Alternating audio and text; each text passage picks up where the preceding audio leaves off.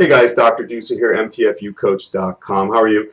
So I did a little video on carbohydrates last night, the carbohydrate flu. I got a lot of questions on that. One question right here, let's see if it pops up for me, just so I get it right.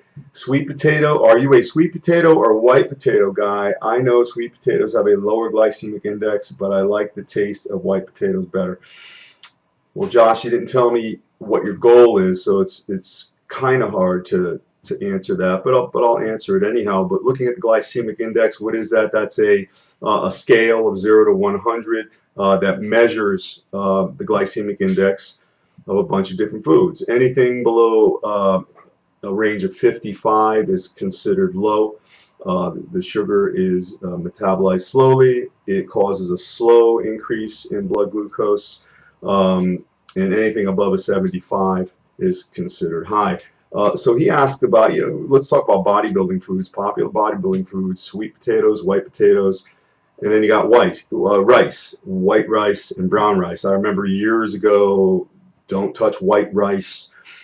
It turns to sugar quickly. It'll give you an insulin spike. You won't burn any fat and all that. And how true that is, some of that chemistry is correct, but the end result is not necessarily true, because these days, all the interviews I do and all the guys I talk to, very high level people who've had high modicums of success, guys like nutritionist Jerry Branham, bodybuilders Doug Brignoli and Steve Davis, they're all big on white rice. So like, just eat the white rice.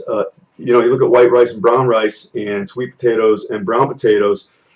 It's true the white rice is a little higher in glycemic index, as is the white potato over the yam. But it's relatively negligible as far as the distance between.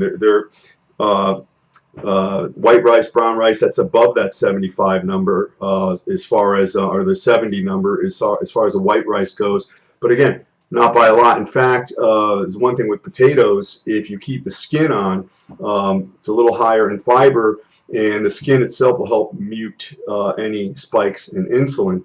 But going back to which is best, which is better, well, I've got to know your goal, and do you have any metabolic or nutritional or nutrition absorption dyscrasias or problems that can make a difference. But if you have generally a clean slate as far as your health goes, it doesn't really matter.